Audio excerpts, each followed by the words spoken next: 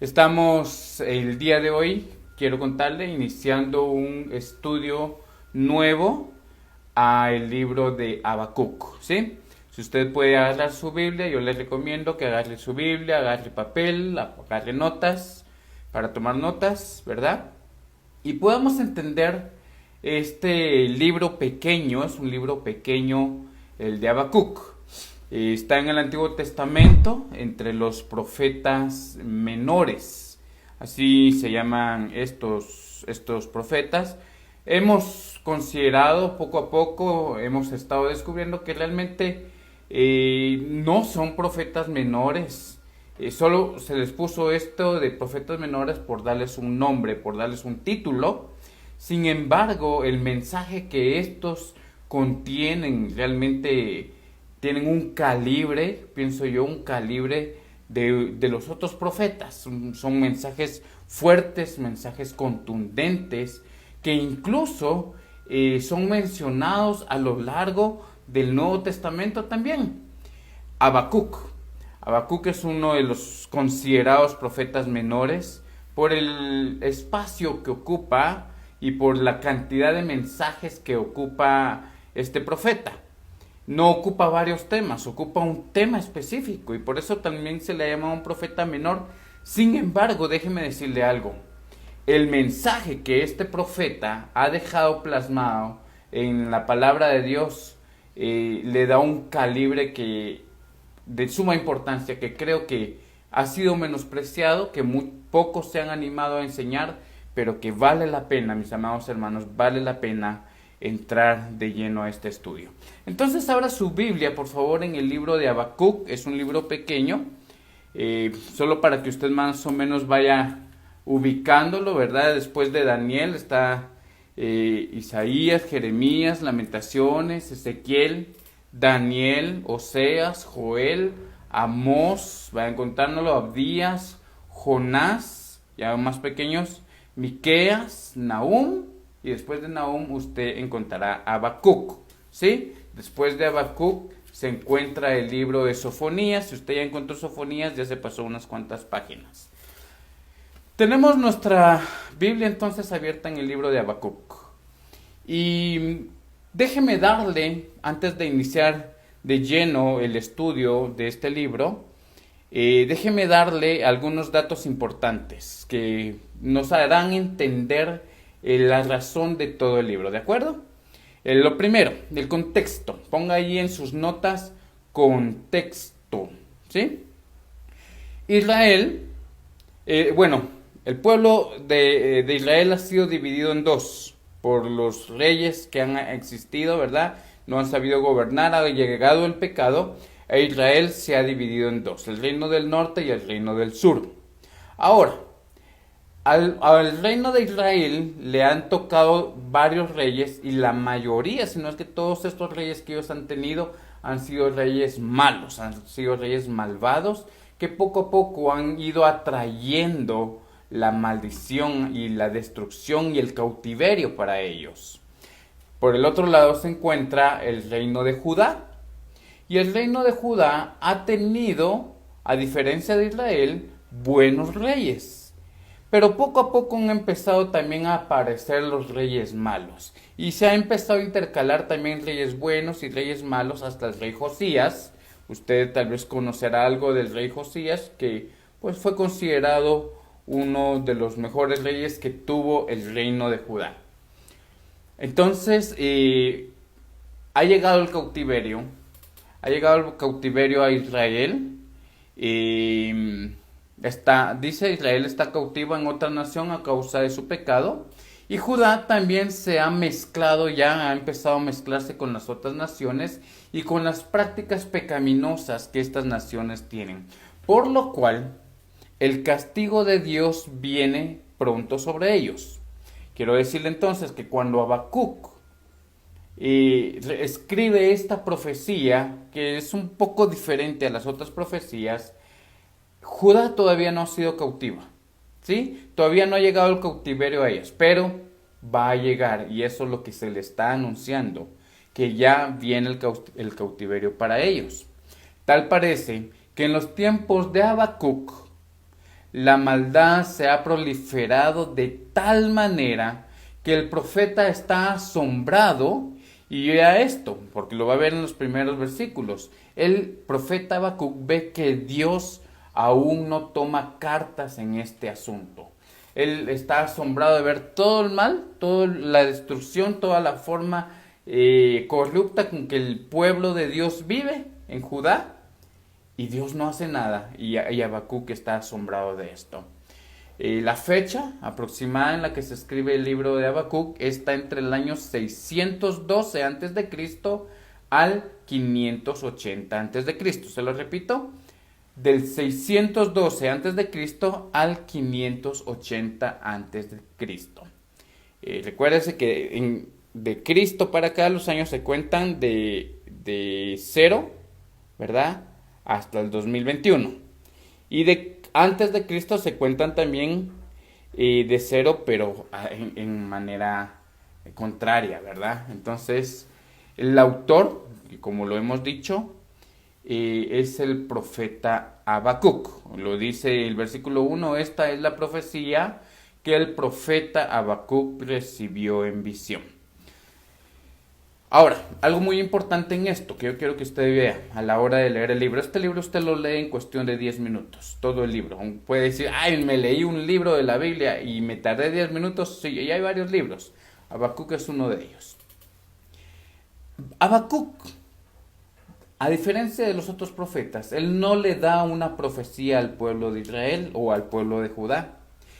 Es más, esta profecía se la da Dios a Habacuc, porque Habacuc se está acercando a Dios. Entonces, el libro de Habacuc realmente es un diálogo que mantiene Dios con el profeta.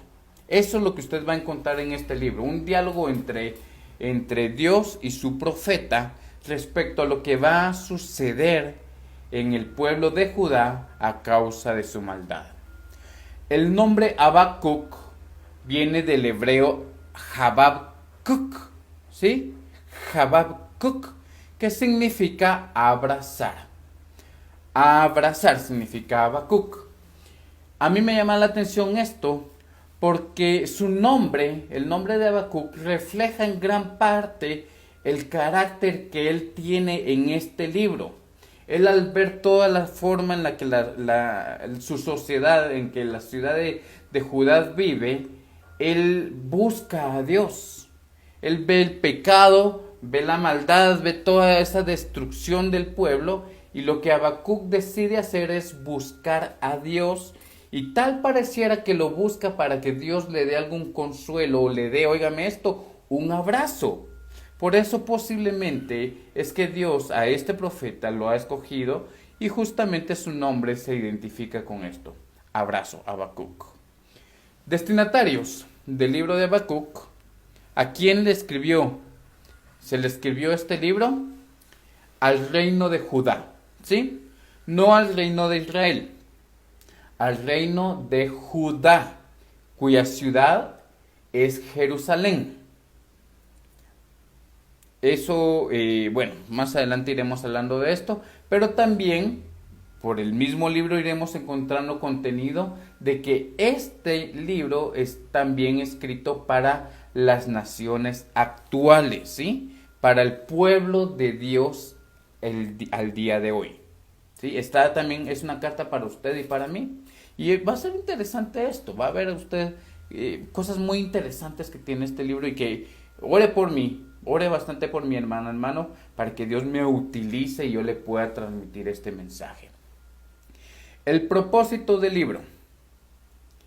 El propósito oficial, o que la mayoría de teólogos tienen respecto al libro de Habacuc, es el siguiente: mostrar que Dios aún tiene las riendas del mundo a pesar del aparente triunfo del mal, ¿sí? La mayoría de teólogos que han estudiado este libro han llegado a esta conclusión. El propósito por el cual nos ha llegado a nosotros es que se manifieste cómo Dios mantiene las riendas de este mundo a pesar de que hay tanta maldad. Ahora, en mi estudio personal, déjeme decirle, yo le invito a que usted adopte también este propósito. En mi estudio personal, he llegado a entender un propósito para nuestra iglesia a través del libro de Habacuc. Y es fortalecer la fe de los hijos de Dios en medio de las situaciones adversas. ¿Sí? Esta es la revelación que Dios le ha dado al pastor Oscar Maldonado, o sea, yo, para usted que me está escuchando. Fortalecer la fe del pueblo de Dios en medio de las situaciones adversas. Porque hermanos, fácilmente la fe de muchos en estos tiempos ha decaído.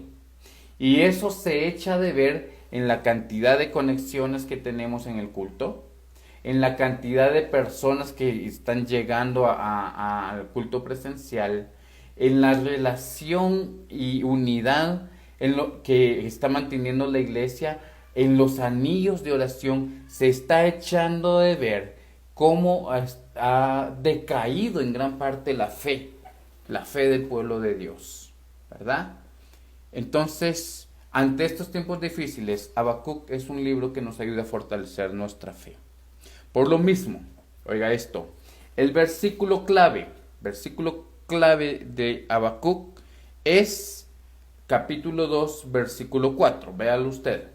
Habacuc 2:4. Este es el versículo clave de este libro. Usted ya lo ha repetido varias veces conmigo en la iglesia. Dice: el insolente no tiene el alma recta, pero el justo vivirá por su fe.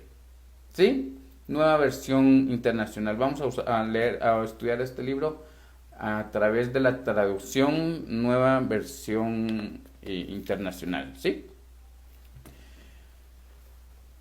¿Lo tenemos? Es tan importante y tan fuerte este versículo que déjeme decirle por primera vez que este versículo se encuentra al menos unas 4 o 5 veces en la palabra de Dios.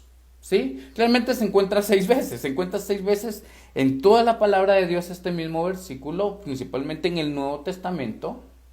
Y entre esas 6, 2 está muy parecido, pero las otras es justamente como lo aclara el profeta. Nosotros nos hemos centrado en esta parte: el justo por la fe vivirá. Y ya entrando más de lleno en el estudio del libro de Habacuc, quiero decirle que este libro empieza con una gran pregunta. Podríamos identificar a este libro con un gran signo de interrogación. Podríamos, diría el doctor Vernon McGee, ¿verdad? Póngale un signo de interrogación ahí al principio del libro, y yo le quiero decir que ese signo de interrogación se mantiene casi durante todo el libro. Es como una pregunta que mantiene el profeta ante Dios y que poco a poco la va desarrollando, como aquellos niños que siempre dicen: ¿y por qué esto? ¿Y por qué? ¿Y por qué? Y uno les contesta: porque las cosas son así. ¿Y por qué? Porque tienen que ser tal cosa. ¿Y por qué? El libro de Habacuc tal pareciera que es ese niño preguntándole a Dios ¿por qué? ¿Por qué? ¿Por qué? ¿Por qué? Pero tiene un final hermoso este libro. Léalo. Finaliza con un signo de admiración. Cuando uno termina de leer este libro, ve que el profeta quita ese signo de interrogación que ha mantenido delante de Dios y termina con un signo de admiración. Lo va a descubrir a medida que lo vaya leyendo. Entonces, mis amados hermanos, a través de este libro se mantienen al menos 3 preguntas, y son 3 preguntas que la humanidad ha mantenido hasta el día de hoy, y que incluso ha permitido que muchas personas afirmen que no hay Dios, afirmen que Dios no existe. Por estas 3 preguntas que se mantienen durante todo el libro de Habacuc, y que si uno mantiene también estas preguntas, podría fácilmente llegar a esa misma conclusión. La primera pregunta que el libro de Habacuc mantiene es: ¿por qué permite Dios el mal? ¿Sí? Perdón, hermanos. ¿Por qué permite Dios el mal? Yo le apuesto que usted se ha preguntado eso alguna vez. Incluso podría alguno preguntarse por qué ha permitido Dios que el mundo esté atravesando una situación tan difícil como la pandemia. Y viene entonces la segunda pregunta que se mantiene en el libro. ¿Arreglará Dios las injusticias de este mundo? ¿Se lo ha preguntado usted? ¿Será que arreglará Dios algún día toda esta injusticia que el mundo mantiene? Porque hemos estudiado Apocalipsis y sabemos cómo van a finalizar las cosas en el juicio final. Pero, ¿qué hay hoy en día? ¿Será que Dios irá a arreglar esta situación que estamos viviendo actualmente como humanidad? ¿O vino para quedarse el COVID como muchos lo afirman? ¿Vino para quedarse? Una pregunta que mantiene también el profeta. Tercer pregunta. ¿Por qué pareciera, óigame esta pregunta tan hermosa, ¿por qué pareciera que el malo prospera y el justo sufre? ¿Por qué? Y Habacuc se lo dice a Dios durante todo este libro. ¿Por qué, Señor, parece que al malo le va bien como si fuera bueno y al justo le va mal como si fuera malo? Y con estas tres preguntas, hermanos, entraremos de lleno al estudio de Habacuc. Acompáñeme y abramos nuestra Biblia en Habacuc capítulo 1. Vamos a estudiar los primeros versículos y vamos a pedirle al Señor que nos bendiga en este estudio. El sermón de hoy se titula ¿Por qué? La pregunta de siempre. ¿De acuerdo? ¿Por qué? Abra un signo de interrogación, escriba ¿por qué? Cierre su signo de interrogación.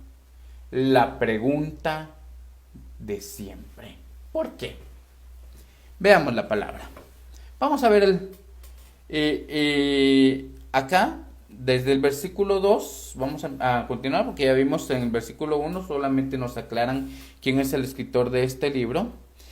Y la pregunta es esta: ¿por qué permite Dios la maldad?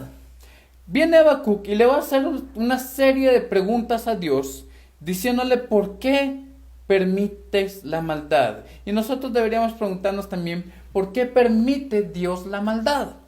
Ahora, permítame decepcionarle de una primera vez, ¿sí? Permítame decepcionarle de sentón, perdone. Pues no le daré la respuesta.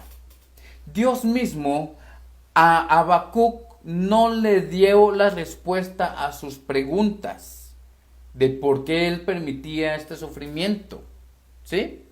Sí les responde porque Dios siempre responde, pero la respuesta de Dios no es la pregunta que Habacuc tenía. Tal como sucedió con Job, cuando Job le preguntó a Dios ¿por qué has permitido que yo viva todo este sufrimiento? La respuesta de Dios nunca le aclaró por qué. Solamente le aclaró quién es Dios y quién es Job para cuestionar lo que Dios está haciendo. Y puede ser tal vez para nosotros una cuestión de confusión, o también puede ser para nosotros una cuestión de tranquilidad. Si un problema tiene el hombre el día de hoy, es que quiere saber el porqué de las cosas. Y qué difícil es para el hombre saber que no puede llegar al conocimiento completo de las cosas porque Dios no ha decidido revelarlo. Así es. Existen tantas teorías respecto a la creación, respecto a la forma en que este mundo llegó al estado en el que está, ¿verdad? Que si ves evolución, que si es una gran explosión, que si... y todo lo que está buscando es hallar solución, ¿verdad? De esa gran incógnita. Quieren ver si realmente hay o no hay un Dios. Y de repente se aparece el Señor y no da respuesta. Y decide esconder esa respuesta para muchos y revelarla solamente a aquellos quienes le han entregado su vida a Jesucristo. Vemos entonces acá que Habacuc se acerca a Dios. Imagínese usted entonces a Habacuc va caminando por la calle de Judá y va viendo que por allá hay unos muchachos pegándole a otro pobre hombre, y sigue caminando y ve que en aquella esquina están adorando dioses, a un dios le están levantando, poniendo velas, y ve por allá que sale un hombre con una mujer y no es su esposa, y ve por allá en aquel otro lado unos dos peleando y discutiendo y robando, y ve a Habacuc eso y se acerca a Dios. Vea usted en el versículo 2, se acerca a Dios y viene la primera serie de preguntas, ¿sí? ¿Hasta cuándo? Vea usted, versículo 2. ¿Hasta cuándo, Señor, he de pedirte ayuda sin que me escuches? ¿Hasta cuándo he de quejarme de la violencia sin que tú nos salves?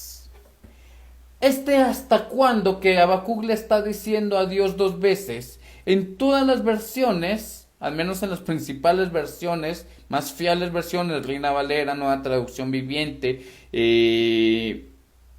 Nueva Versión Internacional, no encuentran otra forma mejor de traducir esto como ¿hasta cuándo? Y ese ¿hasta cuándo? Denota un cansancio. El profeta está cansado de ver todo eso. El profeta llegó de ese camino donde veía todas esas cosas, llegó a su ciudad, a su hogar, y al sentarse a la mesa a comer con la familia, empieza a oír que nuevamente empiezan a platicar de cosas, que el rey, que el fulanito, que se están robando el aquí, y él está así como que, ¡ala, qué cansado! ¿Cuándo se irá a acabar esto? Y él tal vez incluso le ha pedido al Señor, porque la palabra aquí la palabra lo aclara. ¿Hasta cuándo, Señor, he de pedirte ayuda? ¿Cuánto tiempo más tengo que pedirte, Señor, que soluciones esta situación que estamos viviendo? Que no solo mi ciudad, sino mi misma familia y yo mismo hemos estado viviendo, y que ya nos hemos cansado de vivir en esto. Señor, no encontramos respuesta, le está diciendo Habacuc. ¿Hasta cuándo he de pedirte esto? ¿Hasta cuándo he de pedirte ayuda sin que me escuches? ¿Hasta cuándo voy a seguir quejándome de la violencia que hay alrededor de nosotros? Salir con el miedo de no regresar, con la pena de que de repente no regreso. ¿Hasta cuándo voy a poder salir de toda esta situación? Tal pareciera que Habacuc, tras su cansancio al estilo de vida pecaminoso, había orado, se había quejado con Dios repetidas veces. Y según nos revela el pasaje, aún no había llegado la respuesta. Viene la segunda serie de preguntas, versículo 3. ¿Por qué? La pregunta ¿por qué? Que todo el mundo tiene. ¿Por qué, Señor, estás permitiendo esta situación? ¿Por qué, oh Padre, no me sanas de esta enfermedad? ¿Por qué, Señor, no permites que esa medicina haga un efecto en mi vida, en mi cuerpo? ¿Por qué, Señor, si tu palabra nos anuncia tal cosa, no vemos ese cumplimiento? Aquí está Habacuc diciéndole ese por qué, y el por qué está denotando, si el hasta cuándo denota cansancio, el por qué denota confusión, denota insatisfacción, no estoy en paz. ¿Por qué? Dice el versículo 3, me haces presenciar calamidades. ¿Por qué nuevamente debo contemplar el sufrimiento? Solo dejémoslo en esta primera parte del versículo 3. Vea. Habacuc ha estado viendo las calamidades. Ha estado viendo, dice ahí, contemplando. Eso significa que ya es ya es algo que él mantiene presente, contemplando el sufrimiento. Hermanos, amigos, a la sociedad hoy en día le gusta contemplar sufrimiento. Así ha llegado nuestro mundo, a contemplar con afán incluso el sufrimiento de otras personas. Y eso es algo que la sociedad ha vivido durante siglos. En aquellos tiempos, en el primer siglo, el circo romano estaba para entretener a las masas con el sufrimiento de los gladiadores. Y ponían a los gladiadores en medio del coliseo para pelear unos contra otros y desangrarse y darse golpes o pelear contra bestias, contra leones. Y la gente admiraba ese circo romano. Llegaban, se amontonaban, llenaban el coliseo porque les gustaba ver el sufrimiento, el derramamiento de sangre. Es algo que a la humanidad le gusta. Y bien, el emperador sabía que así podía mantener tranquilas, podía mantener a las masas en paz. Y es algo que hasta el día de hoy se mantiene. Y usted lo sabe bien. Hasta el día de hoy, el circo romano sigue, solo que ahora está en las redes sociales y sigue manteniendo a las masas tranquilas. Nos siguen entreteniendo. Hay noticias acá en Guatemala tan amarillistas que hasta la forma en la que lo anuncian demuestran esa naturaleza de circo romano. A continuación, hasta un meme ahí de eso, ¿verdad? Fue por pan y le dieron pan, dice el comentarista, ¿cree usted? El anunciador de la noticia. Lo cuenta como algo gracioso, pero que llama la atención. La sociedad se ha volteado el día de hoy a vivir del sufrimiento. Habacuc, por su parte, acá, él está diciendo que ¿por qué tiene que seguir contemplando eso? Pero el mundo, sí, el que no es de Dios, le gusta contemplar eso, le gusta anunciar, le gusta enviar redes anunciando que va a estar más fregado, que va a estar más complicado el problema en estos tiempos, en esta problemática que está atravesando el mundo hoy en día. Cuando el año pasado inició en América el problema de la pandemia, yo recuerdo que se anunció y se mostraron imágenes de cómo se estaba pasando a un país vecino, Ecuador, aquí abajo. Cómo le estaba yendo a Ecuador porque le había caído fuerte la pandemia. Hasta esta semana y algunos días atrás, se ha vuelto a viralizar, porque la palabra de ahora es esto, se ha hecho virus, se ha hecho popular, ¿verdad?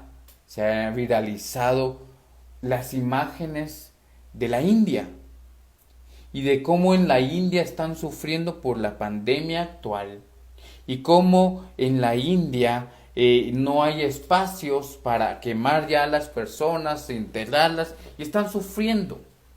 Y se han hecho virales esas imágenes en varios medios de comunicación personales como los noticieros y en todos lados. Es más, no dudo que si usted no los ha visto cuando termine el sermón, usted va a ir a buscarlo. O incluso va a poner pausa, o ni siquiera va a poner pausa, se va a poner a buscar cómo está la India, para poder decir, pobrecitos, ¿verdad? Pero eso es lo que ha mantenido a la sociedad hoy en día así, como ese circo romano. Hermanos, esto sucede. Esta tendencia a buscar, a ver el mal, esta tendencia a que de repente hay unas personas peleando allá afuera y lo que hacemos nosotros es hacerles, háganse para atrás, ¿verdad? Decimos, háganse para atrás, muchachos. Háganse para atrás porque que se peleen, ¿verdad? Que se den duro. Nadie se meta hasta eso, ¿verdad? Hasta reglas. Que nadie se meta. Y no faltará que levante su teléfono, lo grabe y lo pueda transmitir en las redes sociales o en YouTube. Porque nuestro corazón se ha endurecido, como se endureció el corazón de Faraón. Y nos ha provocado gozo. Óigame esto, nos ha provocado gozo, nos ha provocado asombro ver el mal en el cual nuestra sociedad está viviendo. Habacuc, por su parte, él demuestra cansancio. ¿Por qué debo seguir contemplando yo estas cosas? Y viene otra serie. Esta es la serie de quejas. Primero viene dos series de preguntas. La serie ¿hasta cuándo? Y la serie ¿por qué? Ahora viene una serie de quejas. Véala usted ahí en el versículo 3 y 4. Veo ante mis ojos destrucción y violencia. Surgen riñas y abundan las contiendas. Por lo tanto, se entorpece la ley y no se da curso a la justicia. El impío acosa al justo y las sentencias que se dictan son injustas, dice el profeta. El profeta se está quejando del sistema político, se está quejando del sistema social en el cual ha caído la ciudad de Dios, el pueblo de Dios, Judá. Se está quejando de esa situación, como se quejó alguna vez Jeremías, o como se quejó también David. Si usted me acompaña, por ejemplo, a Jeremías capítulo 20, versículo 18, vea esto. Jeremías 20, 18, él se quejó también. Dice, ¿por qué tuve que salir del vientre solo para ver problemas y aflicción y para terminar mis días en vergüenza? Está el profeta Jeremías, también en Lamentaciones 5:20, vea. ¿Por qué siempre nos olvidas? ¿Por qué nos abandonas tanto tiempo? ¿Qué está haciendo el profeta? Está viendo la situación y siente que Dios no está obrando. Está viviendo una situación difícil y siente que no vale la pena vivir en eso y que Dios no toma cartas al respecto. Puede ser que nosotros lleguemos a ese punto. Por su parte, David, en el Salmo 55, versículos 9 al 11, Salmo 55, 9 al 11, dice lo siguiente: Destrúyelos, Señor, confunde su lengua. Oiga esto: en la ciudad solo veo contiendas y violencia. Día y noche rondan por sus muros, y dentro de ella hay intrigas y maldad. En su seno hay fuerzas destructivas. De sus calles no se aparta la opresión y el engaño. David también dice: Señor, tienes que destruir a toda esa gente, a todo ese sistema que ha plagado de maldad la ciudad. Ahora vemos también al profeta Habacuc quejándose delante de Dios, porque él ve cosas terribles en esta sociedad en los versículos 3 y 4. Él ve cosas terribles en Judá. Usted puede notar que el profeta está mostrando cansancio ante la situación que viven los habitantes de Judá. Véanlo en su Biblia, se lo voy diciendo yo. Véanlo en su Biblia, versículos 3 y 4. ¿Qué está viendo él? Está viendo peleas y destrucción en abundancia. Peleas por todos lados, estamos hablando del pueblo de Dios, de Judá, que viven entre peleas y entre constante y abundante destrucción. He oído de iglesias que se pelean entre los hermanos, hasta se amenazan a muerte, hasta destruyen y se roban entre ellos mismos las cosas de la iglesia. Terrible, hermanos. También Habacuc ve corrupción en las posiciones comunes del Estado. ¿Sí? Habacuc ve que hay soborno, ve que no hay respeto a la ley. He visto también, ¿no?, eso en nuestra sociedad. He visto como cosas tan pequeñas, le decía a los hermanos la otra vez, cosas tan pequeñas como pasarse en contra de la vía, subirse al arriate cuando alguien va manejando, meterse a una cola, cosas pequeñas. Pasemos a sobornos a la policía, darles mordidas, ¿verdad? Andar ilegales con nuestros vehículos. Vamos a cosas más grandes, como darle un soborno al Ministerio de Trabajo, por ejemplo. Y así está viviendo nuestra sociedad, con corrupción. Y el mismo pueblo de Dios, mis amados hermanos, se ha prestado para ese estilo de vida. Aquí Jeremías lo está denunciando a Dios por el pueblo de Judá. También ve al impío y ve que al impío le va bien y que oprime al justo. Vea usted eso. Versículo 4 en la segunda parte. Dice, el impío acosa al justo y las sentencias que se dictan son injustas. Habacuc está viendo cómo el malvado prospera, como el que no teme a Dios, como el que tiene a Dios por religión o por una práctica dominguera, prospera y le va bien en el mundo, pero el justo no logra prosperar y necesita, óigame esto, necesita del impío para salir adelante, por lo cual el impío, dice acá, se aprovecha del justo. Es una denuncia que tiene Habacuc. Y también denuncia ante Dios, no ante el pueblo, ante Dios. Denuncia los juicios y los tribunales que son injustos. Ahí lo dice, las sentencias que se dictan son injustas. Hemos oído, al menos acá en Guatemala, cómo la justicia es injusta. No sé si se le puede llamar justicia injusta, creo que no sería justicia.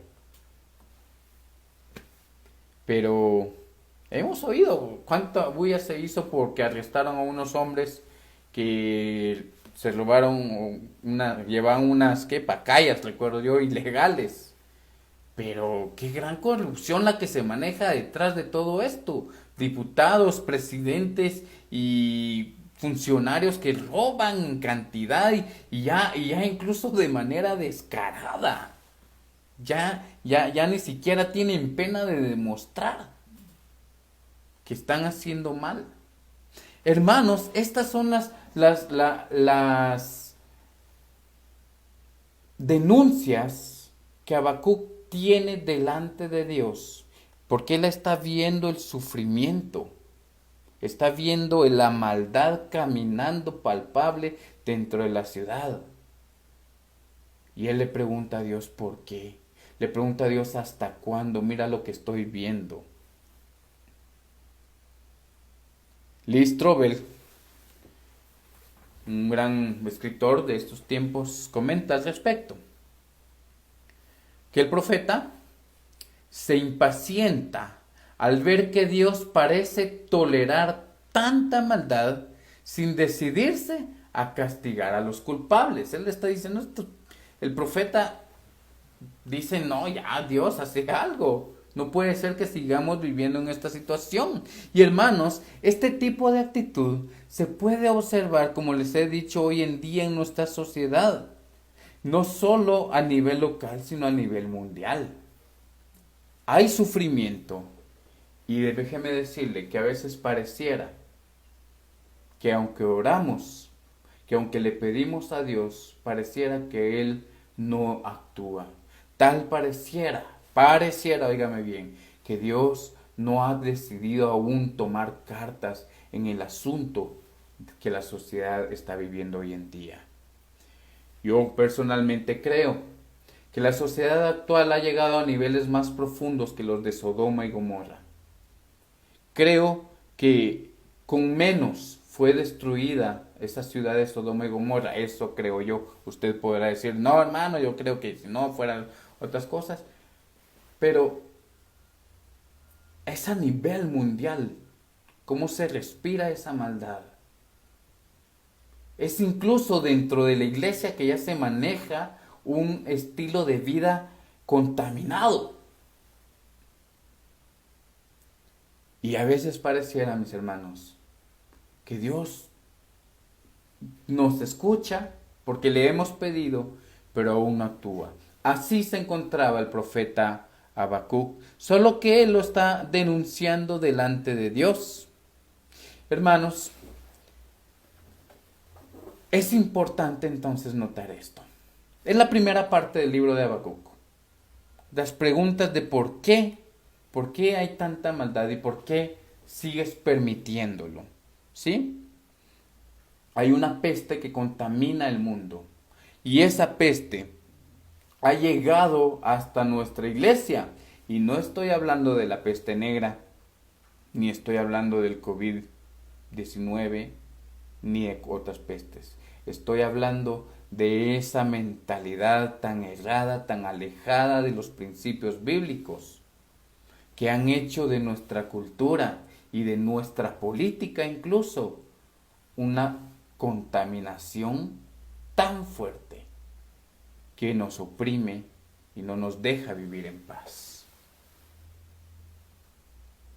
Habacuc lleva eso delante de Dios. Pero al igual que Habacuc, debemos entender que Dios es quien lo ha permitido. Por eso Habacuc le dice, ¿hasta cuándo vas a permitir todo esto? ¿Sí? ¿Por qué no le pones freno a esto? Al igual que Habacuc, debemos entender que Dios es quien lo ha permitido y que ante las situaciones que estamos enfrentando, mis amados hermanos, debemos acercarnos al Señor y preguntarle nosotros también a Él, Señor, ¿hasta cuándo? O preguntarle, ¿y por qué permites todo esto? Mis amados hermanos, ustedes podrán notar en los siguientes versículos 5 al 11, que Dios le da la respuesta a Habacuc.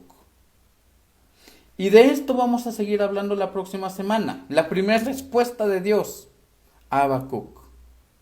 La vamos a seguir hablando la próxima semana, pero es importante que el día de hoy al menos lleguemos a la reflexión de por qué Dios permite todo lo que está sucediendo y entender esto, que es Dios el que lo está permitiendo. No hay mejor lugar donde nosotros podamos llevar nuestras quejas y nuestras inquietudes si no es delante de Dios.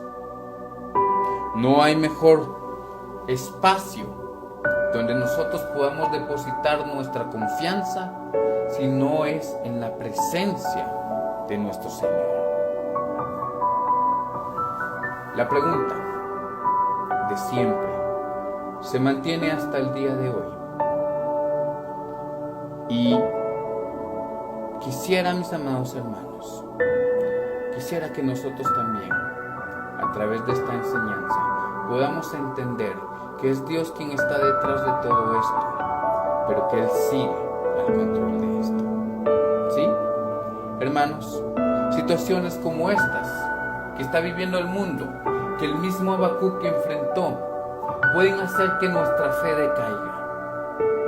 Pueden hacer que nuestra fe deje de sentarse en el Señor y buscar soluciones en otro lado, porque tal vez incluso muchos de nosotros nos hemos cansado de orar. Muchos de ustedes, tal vez, mis amados hermanos, podrán decir, pastor, pero yo oro, pero yo le he pedido a Dios, pero yo hasta me he tenido que adaptar a esta enfermedad, a este problema, a esta situación de vida. Y muchas veces nuestra fe decae. Muchas veces, amados hermanos, déjenme decirles que tomamos decisiones como las de Abraham, que tuvo la confianza, tuvo la respuesta de Dios y él decidió tomar cartas en el asunto y acostarse con una mujer que no era donde Dios había dado la promesa. ¿Cuántas veces el pueblo de Dios ¿Cuántas veces el pueblo de Dios busca la respuesta de Dios por sus propios medios y no en la presencia del Altísimo? El día de hoy es mi reto muy sencillo. No pierda la fe. No pierda la fe. Como lo dice el versículo 4 del capítulo 2. El insolente no tiene el alma recta, pero el justo vivirá por su fe. Mis amados hermanos, no permita que haya asunto alguno que decaiga, que haga que su fe decaiga, que no hayan oraciones no contestadas que permitan que su fe decaiga. Dios va a obrar y eso es algo que vamos a aprender y lo vamos a observar y vamos a terminar, óigame bien, con un delicioso signo de admiración. Le invito a que oremos. Le invito nuevamente a que usted en este momento se ponga delante de Dios y le diga: Padre, cuántas cosas hemos estado viviendo, mi familia, cuántas cosas, Señor, hemos estado atravesando, mi cuerpo, en mi trabajo, mi país, cuánta situación difícil has permitido. Y tú no respondes, Señor, aún no has respondido. Estoy cansado. Pero repítale esto: no permitas, Señor, que mi fe decaiga. No lo permitas, Padre. Permíteme mantener mi fe delante de ti, como al final terminó Habacuc. Así quiero finalizar yo, admirándote, Señor. En tu nombre, en el nombre de Jesucristo. Amén y amén. Que Dios les bendiga, mis amados.